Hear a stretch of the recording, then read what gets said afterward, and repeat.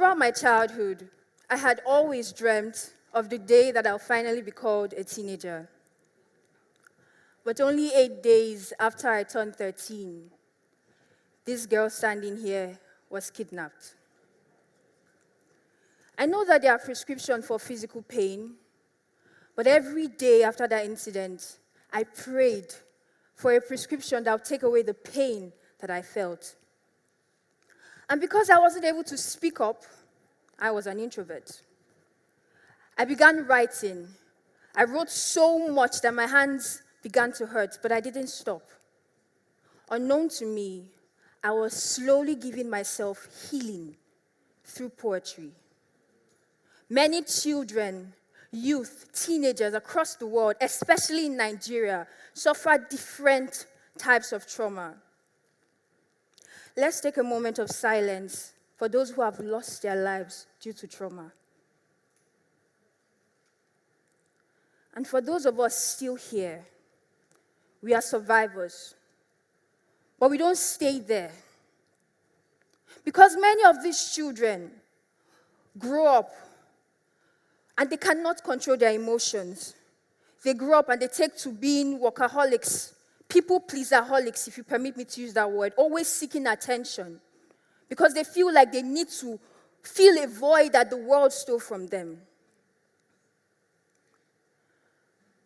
Many people here may have never written anything about how they feel or whatever they've passed through, and it's fine. When I would write my poems, I would tear them up because I didn't want anyone to find receipts or evidence of my weaknesses, because I felt weak. Because according to the kidnapper, he was sent to unalive me. Now tell me, who would want to harm a teenager who was just looking to do well in school, have fun, and have a great-looking summer body? Who? And because you don't want to relive that experience, guess what? Poetry can allow you write in third person. Separate yourself from the story, from the evidence, but help you heal. And if you've never written anything concerning poetry, you don't have to be IB quick. I can give you the beginning line. If poetry could help heal a part of you, what would it heal? Fill in the blanks. I'll ask you after now, so fill in the blanks, like I'll do mine. If poetry could help heal a part of me, what would it heal?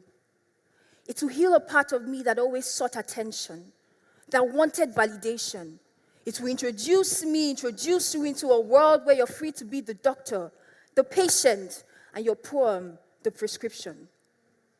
Poetry will introduce you into a world where your pen and paper aren't just for signing 6 to 9 figure dollar checks. Can I get an amen? Yeah. But it will help you keep your emotions in check. Seriously. Poetry will help you fight like David, this Goliath called trauma. So tell that man, that woman, that child, that teenager who is unable to speak about the despicable and unspeakable things that have been done to them to please write. Because poetry will help you see yourself not just as a victim, but as a survivor. And don't think that that trauma is a battle that you have not won. The fact that you are here, standing or sitting, I'm standing, sorry. The fact that you are sitting and listening to this voice from this stage shows that you already won.